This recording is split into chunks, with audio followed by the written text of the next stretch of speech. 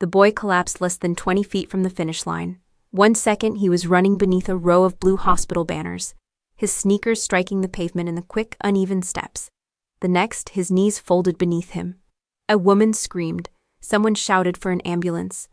For half a heartbeat, the entire charity crowd froze. I did not. I dropped my coffee, pushed through the people, and fell to my knees beside him. He was 12, thin, pale. His eyes were open but unfocused. His pulse fluttered beneath my fingers like a trapped bird. Then I saw the little girl standing behind the barricade in a red coat, crying for her brother. I knew exactly who he was. Caleb Cole, my husband's son. The child he had hidden from me for nearly 7 years. Laura, get away from him. Mark's voice came from somewhere behind me, sharp with panic. I ignored him. Caleb, can you hear me? The boy tried to answer, but his breath caught. His mother, Erin, shoved through the crowd and dropped beside us. What is happening? He was fine this morning. I looked at Mark. His face had gone completely white. Has he ever been screened for an inherited rhythm disorder? Erin turned toward him. What is she talking about? Mark said nothing. That silence told me more than any confession could have. I reached into my coat and pulled out a laminated emergency card I had carried for almost 3 years. Caleb's name was printed across the top. Below it were the number of a pediatric cardiac genetics unit, the name of the suspected gene variant, and the warning signs I had prayed I would never see. Erin stared at the card, then at me. Why do you have that? The paramedics pushed through the crowd. I placed the card in one of their hands. Because his father was warned years ago. Mark took 1 step backward. I looked directly at him. And because I knew one day his silence might stop being cruel and start becoming deadly. As the ambulance doors closed around Caleb, Erin turned on my husband. But she was not the only woman who had finally begun to understand. For years, Mark had convinced both of us that the other one was the enemy. That morning, one child's heartbeat began tearing his lies apart. If you had asked anyone in our neighborhood who had the perfect marriage, they probably would have pointed at our house. Mark Bennett was respected everywhere he went. He was the executive vice president of Bennett Medical Logistics, the company his late father had built from a small warehouse into one of the largest hospital supply distributors across the upper Midwest. He sponsored Little League teams. He donated to children's hospitals. He shook hands with mayors and posed for charity photos with polished confidence. People loved him, or at least, they loved the version of him they were allowed to see. As for me, I was simply known as Mark's wife. Most people didn't even know that before marriage, I had spent nearly 15 years working as a pediatric care coordinator at Metropolitan Children's Hospital. I loved that job.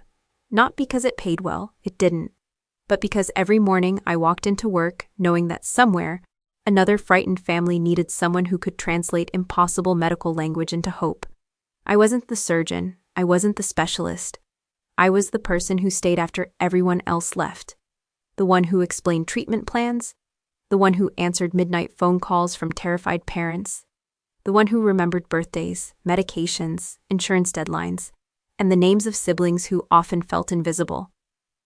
I loved every exhausting minute of it. Then Judith Bennett had hip replacement surgery. Then Mark accepted a bigger role in the family company. Then life became a series of temporary sacrifices. I'll go back next year. I said that so many times I eventually stopped believing myself. 1 year became 3, 3 became 8, 8 quietly became almost 15. Somewhere along the way, my career disappeared so gradually that I hardly noticed its funeral. Instead, I became the woman who remembered everyone else's appointments. Judith's cardiologist, Mark's dentist, the landscaper, the accountant, the dry cleaner, the holiday dinners, the charity galas, the birthdays, the anniversaries, every invisible detail that allowed another person's life to appear effortless. No one applauded invisible work. People only noticed when it stopped being done. That included my husband. One rainy Tuesday evening, I placed dinner on the table just as Mark walked through the front door. He loosened his tie without looking at me. Long day, I asked. The usual. He checked his phone while speaking. Not me, his phone. I waited. Maybe he'd ask how my day had been. Maybe he'd notice I'd spent the afternoon helping Judith after another dizzy spell. Maybe... Nothing. He sat down, took one bite, reached for the salt. This chicken's a little dry, not cruelly, not loudly, just carelessly.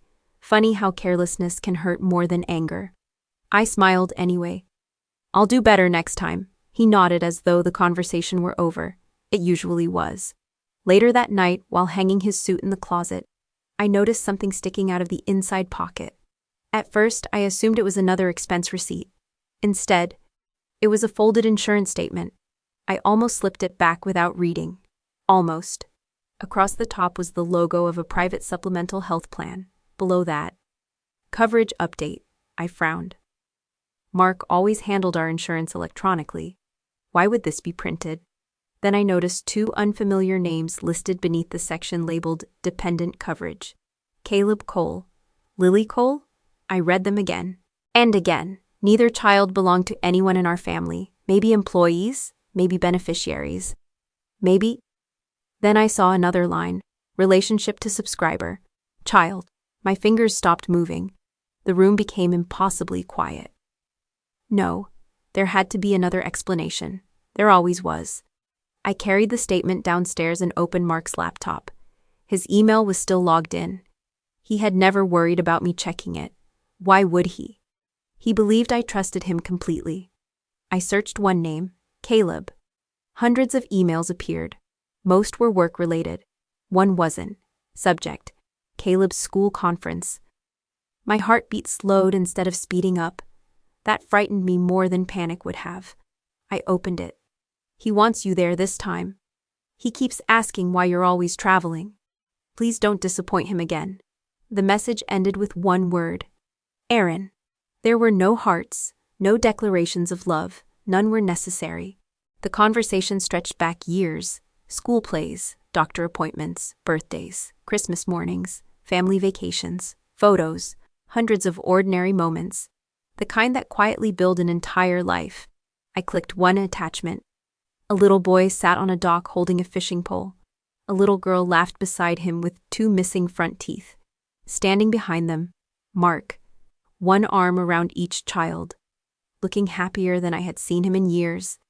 I closed the laptop, not because I couldn't bear to see more, because I already understood everything. Some betrayals arrive like explosions. Mine arrived like snowfall. Silent, cold, impossible to stop. That night, Mark came home after 9. I had dinner with clients. I saved you a plate. I'm not hungry. He walked upstairs. No kiss, no apology, nothing. I followed 20 minutes later. He was already asleep. Or pretending to be. I stood beside the bed for a long time, not crying, not shaking, simply looking at the man I had loved since I was 23. Finally, I whispered something he never heard. I hope they're loved. Even now, my first thought wasn't for myself. It was for the two children who had absolutely no idea they existed inside someone else's broken marriage. The next morning, I drove to Judith's house to drop off fresh soup. She opened the door wearing silk pajamas despite it being nearly noon. "Oh, it's you. I made vegetable soup."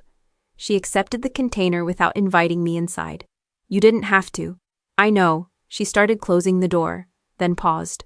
"Oh, Mark mentioned he'll probably be traveling more."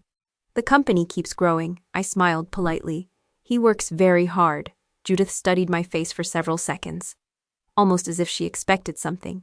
"You know," she finally said, "a man reaches a certain age. He starts thinking about legacy." I looked at her. She continued arranging flowers on the hallway table. "Businesses. Property. The family name. It makes people think differently." Something about her tone unsettled me. "What do you mean?" she shrugged. "Some women understand that giving a man children isn't the only contribution they can make." The sentence sounded harmless, until she added, "But it certainly helps." There it was. The wound she never stopped pressing. Mark and I had spent 6 painful years trying to have children. Treatments, procedures, hope, loss. Eventually, we stopped talking about it because silence hurt less. Judith never stopped talking about it. She believed motherhood completed a woman, which meant, by her definition, I had never become one. I picked up my purse. "I should get going," she smiled. Not kindly. "You've always been such a practical girl, Laura. I hope you continue being practical." The drive home felt much longer than 15 minutes. Inside the garage, I sat in my car with the engine off. I replayed every strange conversation from the last several years. Every canceled anniversary, every unexpected business trip, every holiday conference, every unexplained expense, every weekend golf outing. The pieces no longer floated separately. They fit perfectly. That evening, I unlocked the bottom drawer of an old filing cabinet in my study. Inside sat a small, weathered tin box. Most people would have assumed it held old jewelry. Instead, it contained blank pediatric emergency cards, hospital forms, contact numbers, reference notes, the kind of materials I used to prepare for families whose lives could change in a single heartbeat. For years, I had told myself I was keeping them because I missed my career. That wasn't entirely true anymore. Slowly, I picked up 2 blank cards. One for Caleb, one for Lily. I hadn't written their names yet. I didn't know if I ever should. But as I held those empty cards in my hands, I realized something that terrified me far more than my husband's betrayal. For the first time, I wasn't wondering whether my marriage could be saved.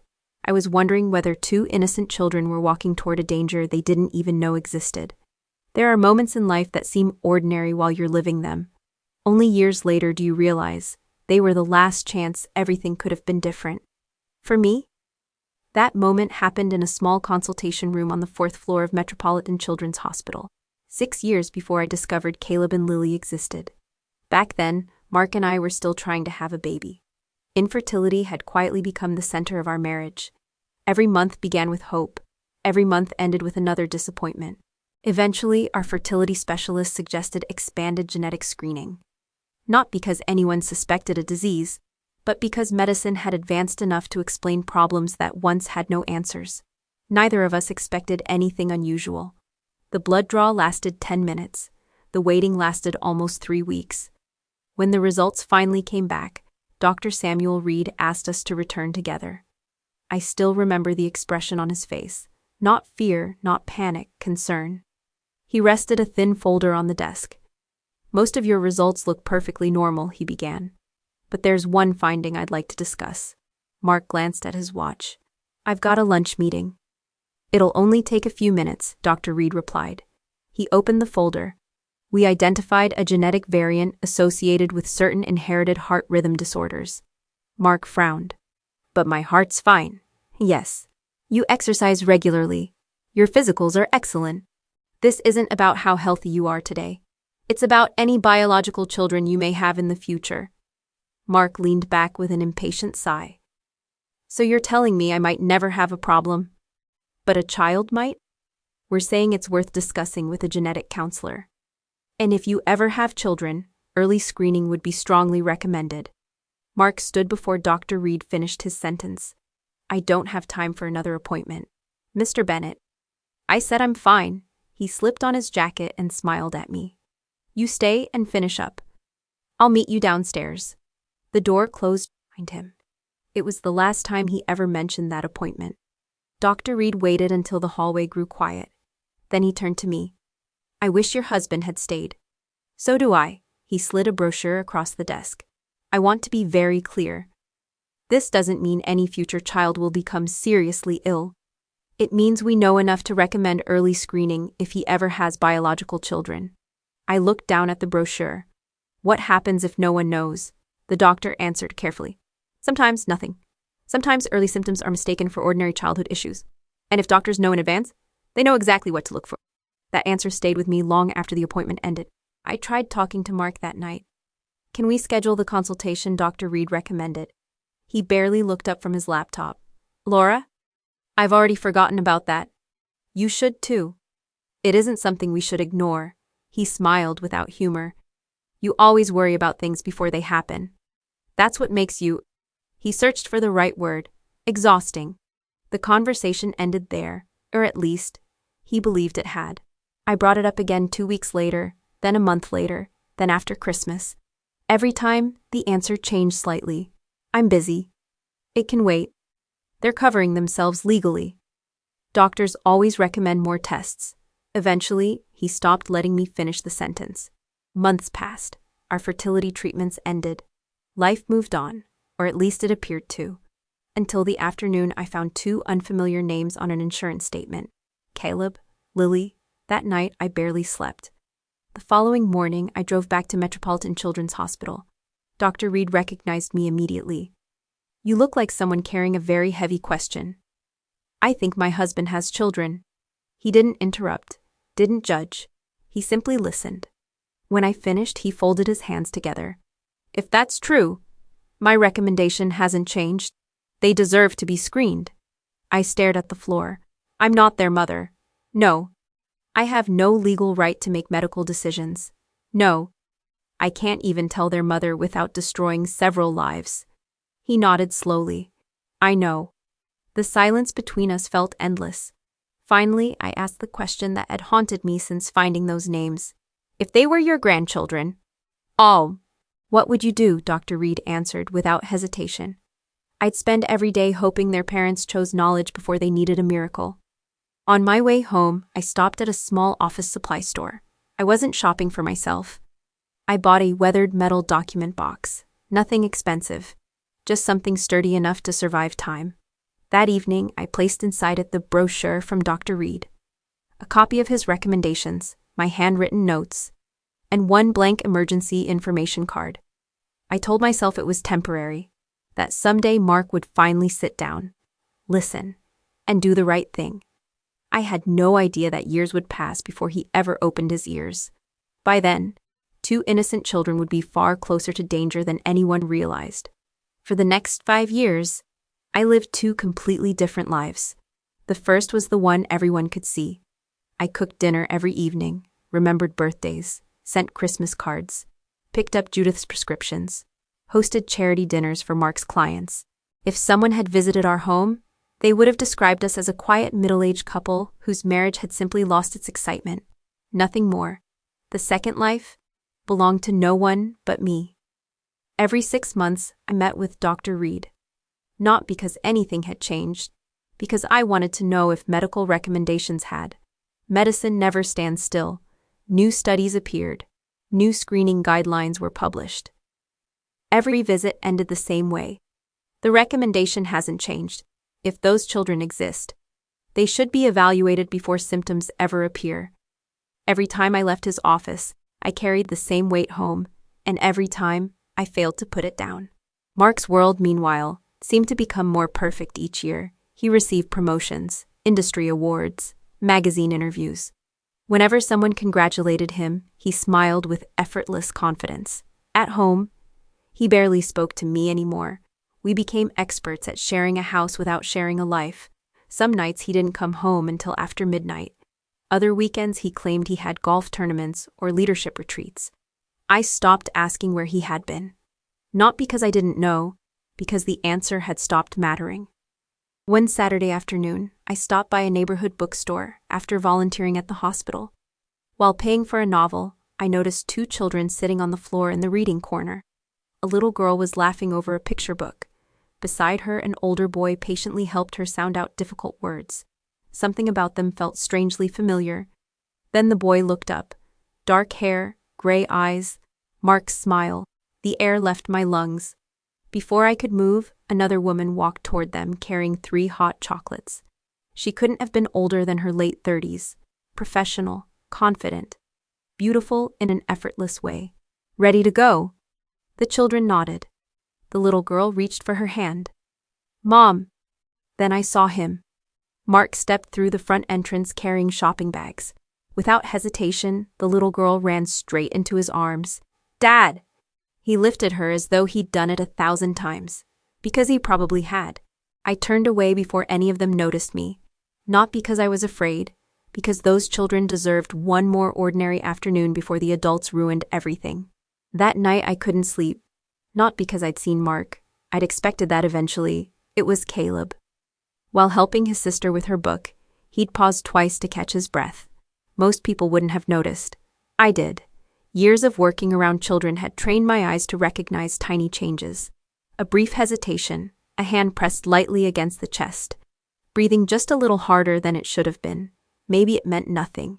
Children get tired, children catch colds, children grow. But experience whispered something else. I opened the metal document box. For a long time, I simply stared at the blank emergency card still resting inside. Finally, I wrote a name, Caleb Cole. Below it, I carefully listed the warning signs Dr. Reed had taught me never to ignore, not because I expected to hand it to anyone, because writing it somehow made me feel less helpless. A week later, I tried one last time. Mark was pouring coffee before work when I placed a sealed envelope beside his briefcase. "What's this?" "Please read it." He didn't touch it. "What is it?" "It's important," he sighed. "Laura, I'm already late." "It'll take less than 5 minutes." His patience disappeared. "Is this another one of your medical articles?" "No. It's information you need." He pushed the envelope back across the counter. "I've told you before. I'm tired of living inside your worst-case scenarios. There is no emergency.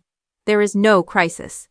And quite honestly, I'm tired of you trying to invent one." He picked up his keys. "I don't have time for this." The front door closed.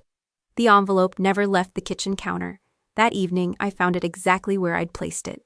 Still sealed, still unread.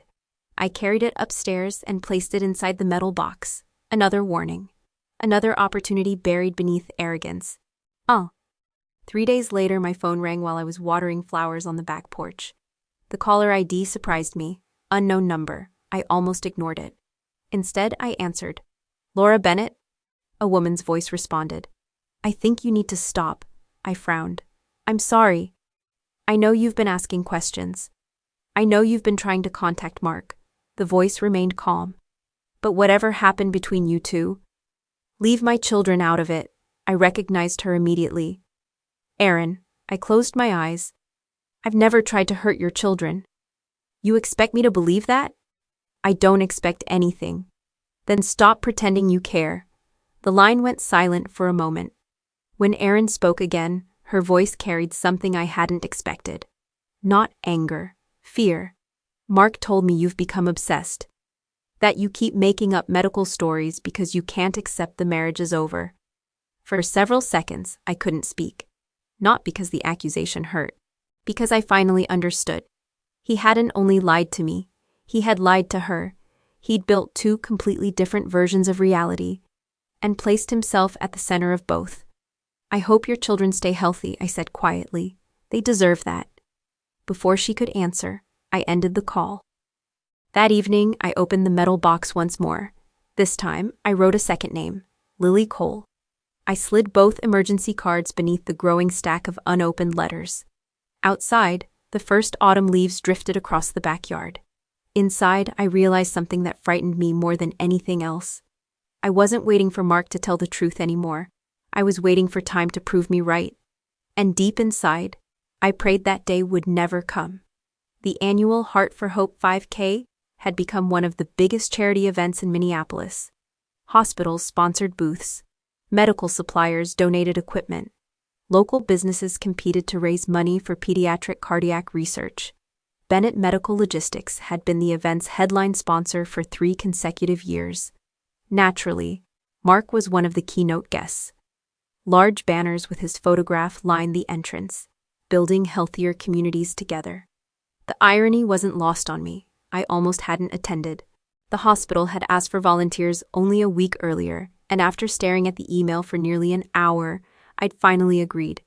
It was just another Saturday, or so I thought. By 9 that morning, the park was already crowded. Children painted faces, parents pushed strollers, volunteers handed out water bottles. Music echoed from portable speakers near the starting line. I spent most of the morning helping at the medical information tent, checking blood pressures, answering questions, pointing families toward registration. It felt strangely comforting. For the first time in years, I wasn't somebody's forgotten wife. I was simply Laura, a nurse, someone useful again. Around noon, the children's fun run began. The course was barely half a mile. Nothing difficult, just enough to make the kids feel proud crossing the finish line. I smiled as dozens of children sprinted away from the starting banner. Then, I saw a familiar red jacket. Lily. She waved excitedly toward the sidelines. A few feet ahead of her, Caleb was running comfortably beside several boys his age.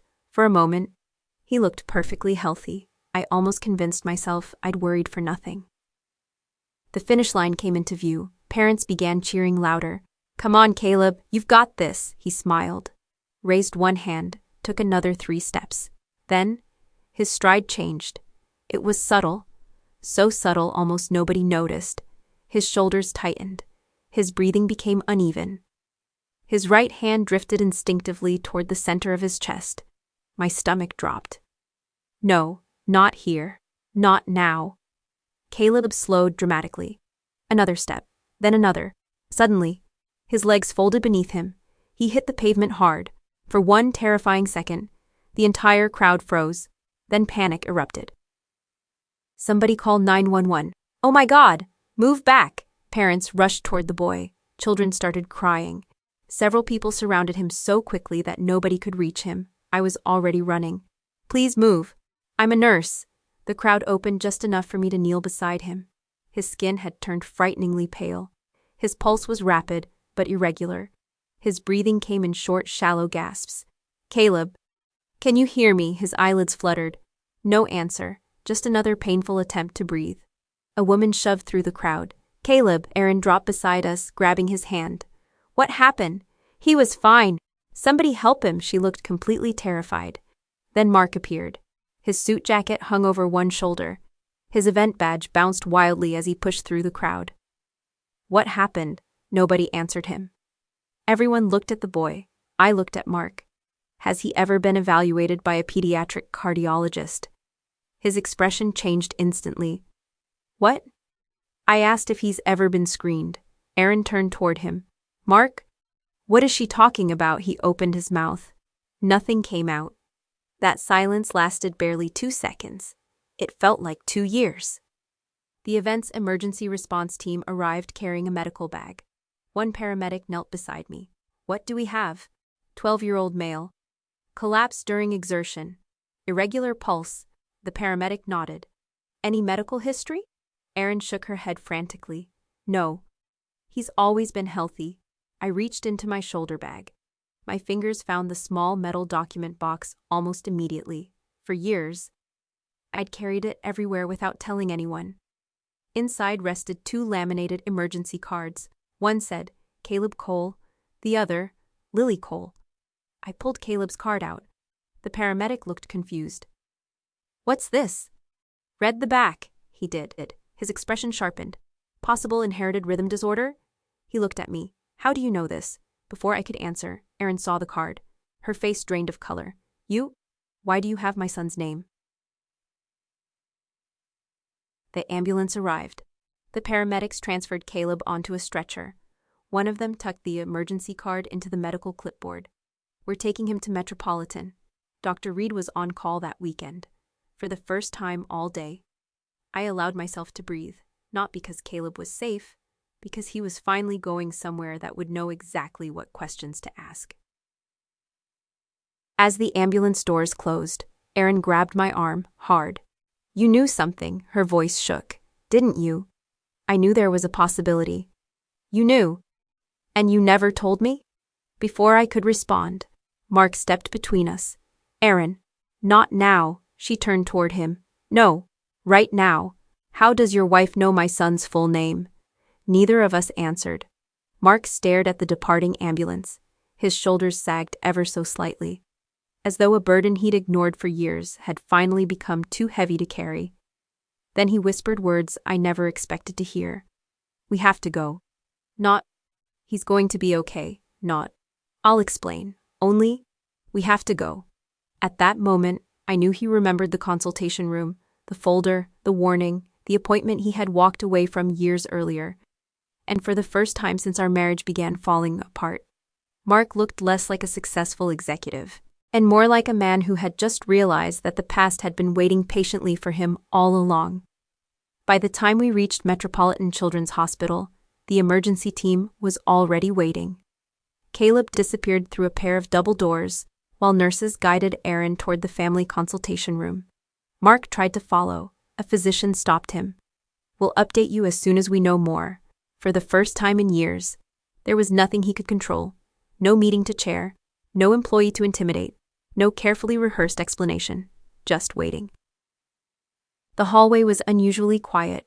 Only the distant rhythm of rolling stretchers broke the silence. Erin sat with both hands wrapped around a paper coffee cup she hadn't touched. She looked exhausted, terrified. Every few seconds she glanced toward the treatment area, hoping someone would come through the doors. Mark paced, back and forth, back and forth. His expensive shoes clicked against the polished floor with growing impatience. Finally, he stopped in front of me. "You shouldn't have said anything," I looked at him. I answered a medic's question. "You embarrassed me in front of everyone." For a moment, I genuinely wondered if I'd heard him correctly. "Your son collapsed. And that's what you're worried about?" His jaw tightened. "You always know how to make me look like the bad guy." Before I could answer, Dr. Samuel Reed stepped into the hallway. He looked older than I remembered. His gray hair had thinned. The kindness in his eyes hadn't. "Caleb is stable." The breath Erin had been holding escaped in one long sob. "Oh, thank God." He responded well to treatment. "But every parent knows the word but can change a life." Dr. Reed continued carefully. "We found evidence suggesting an inherited cardiac rhythm disorder." Mark closed his eyes, just for a second, then opened them again, as though pretending he hadn't heard. "We'll need a complete family history." Dr. Reed looked first at Erin, then at Mark.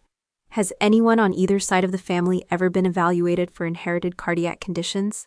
Silence. Erin turned toward Mark. "You would know your family's history better than I would." He swallowed. Nothing, not a single word." Dr. Reed watched him for several seconds.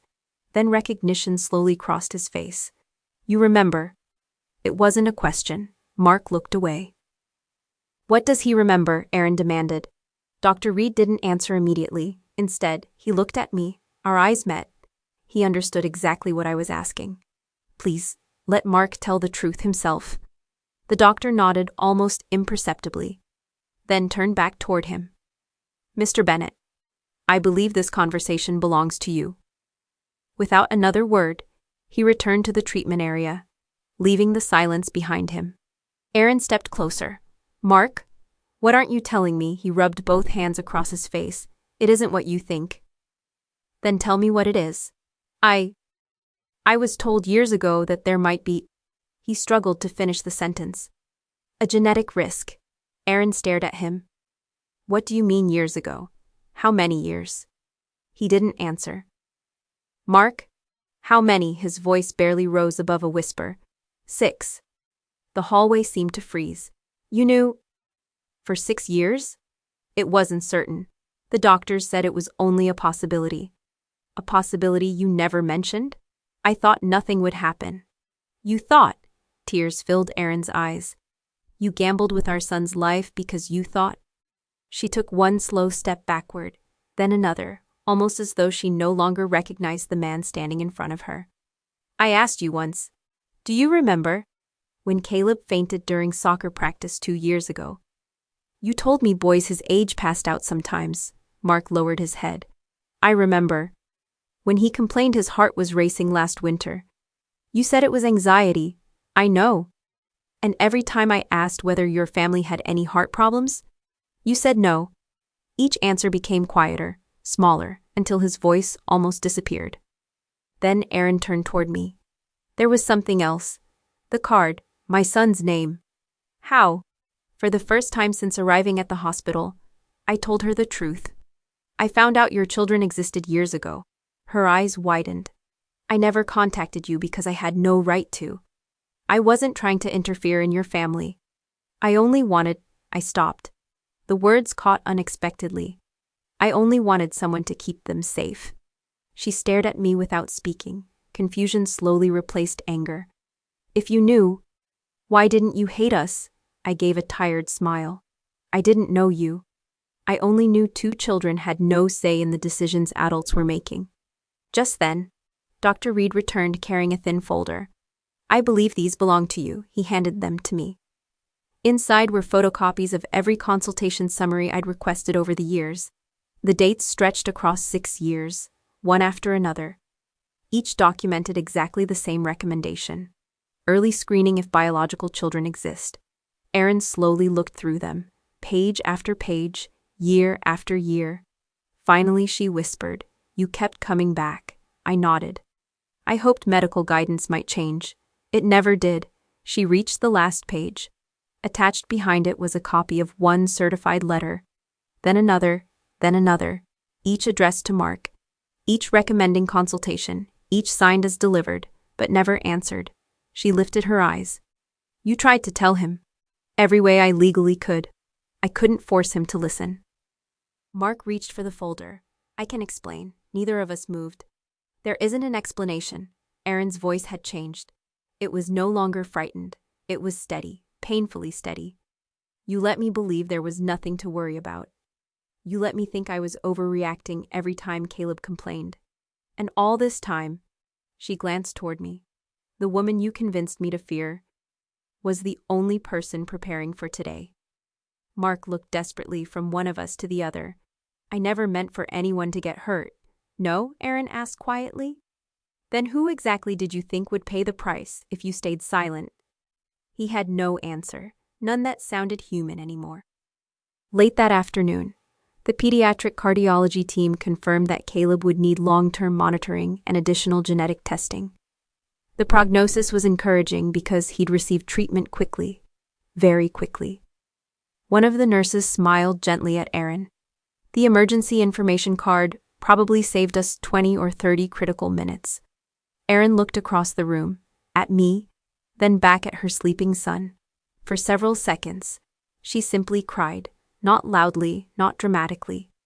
Just the quiet tears of a mother realizing how close she had come to losing everything.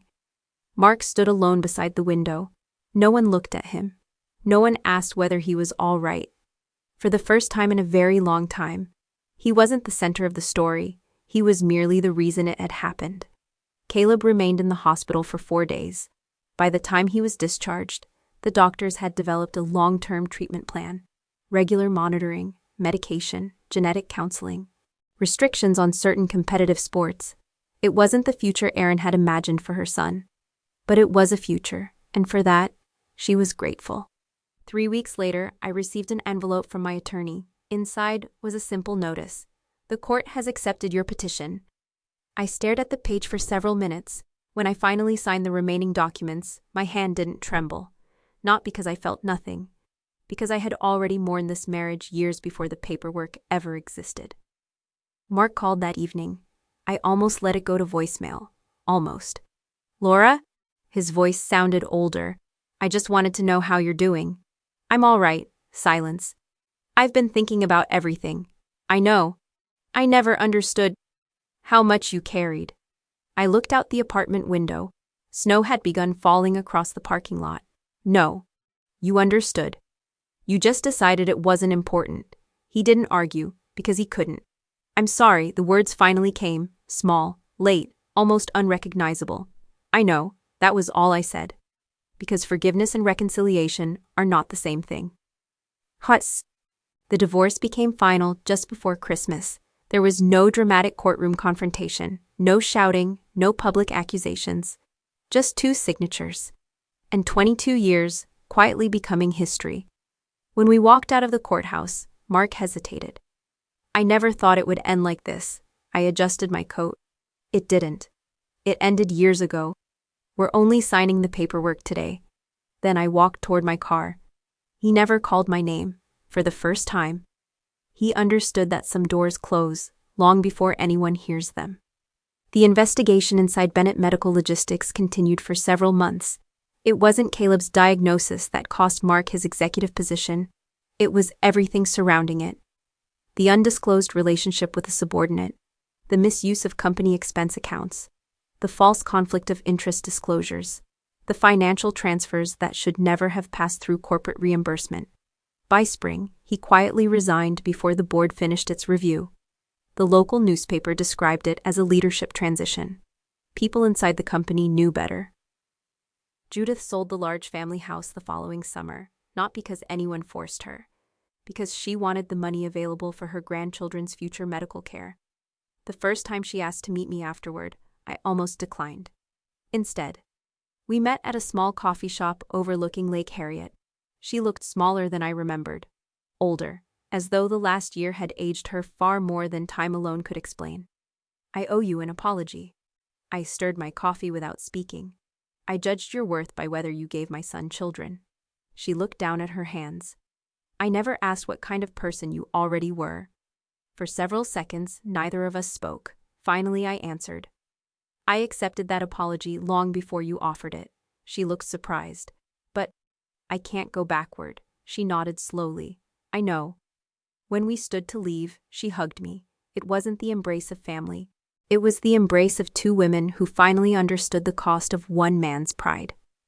Erin and I never became close friends. Life isn't that simple. Too much history stood between us, but every few months she sent a short message. Caleb's appointment went well. Lily's screening looked good. Sometimes, she attached a photograph. Caleb growing taller, Lily missing another tooth. Ordinary moments, the kind children deserve. Nothing more, nothing less. Nearly a year after the charity run, Metropolitan Children's Hospital offered me a full-time position coordinating pediatric family support services. When I walked back into the building as an employee again, it felt strangely familiar. The hallways had changed. The technology had changed. Even the paint colors were different. But one thing hadn't. Families still arrived carrying fear, and someone still needed to help them carry it. One afternoon, a young father sat across from me after his daughter's diagnosis. I don't even know what questions to ask, I smiled. You don't have to know today. We'll figure them out together. Years earlier, those same words would have broken me. Now, they reminded me exactly who I had always been. Not Mark's wife, not Judith's disappointment, not the woman without children. Simply, Laura. On the anniversary of the charity run, I opened the old metal document box one last time. Inside were copies of every letter, every recommendation, every emergency card. I held them quietly for a few moments. Then I removed the 2 laminated cards. They no longer belonged with me. Caleb and Lily had their own medical teams now, their own records, their own future. The burden I'd carried for so many years was finally where it should have been. I closed the lid, locked the box, and placed it on the highest shelf of my office, not as a reminder of betrayal, as a reminder that doing the right thing rarely feels rewarding in the moment. Sometimes, the reward arrives years later. A few days before Christmas, I crossed the hospital lobby carrying a stack of patient folders. Laughter echoed from the pediatric waiting area. I glanced over instinctively. Caleb sat flipping through a comic book. Lily was decorating a paper snowflake. Erin noticed me first. She smiled warmly. Then Caleb stood. Mom. That's her. He walked over, suddenly looking much older than the frightened boy who had collapsed at the finish line. I wanted to say thank you. You probably don't remember me, I smiled. I remember. He hesitated. My mom told me. You never stopped trying to help. I looked toward the window where snow drifted quietly over the city. You don't owe me anything, he shook his head. I know. But I wanted you to know. I'm going to be okay. For reasons I couldn't explain, those 5 words nearly brought tears to my eyes. I placed a gentle hand on his shoulder. I know you are, he smiled. Then ran back toward his sister.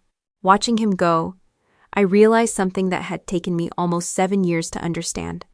Mark believed a legacy was built through blood. Judith believed it was built through family names. I had spent years believing it came from sacrifice. We were all wrong. A legacy is built by the lives that become safer because you chose compassion over resentment. That was never something a courtroom could award, or a marriage could take away. And for the first time in a very long time, I walked toward tomorrow carrying nothing heavier than hope.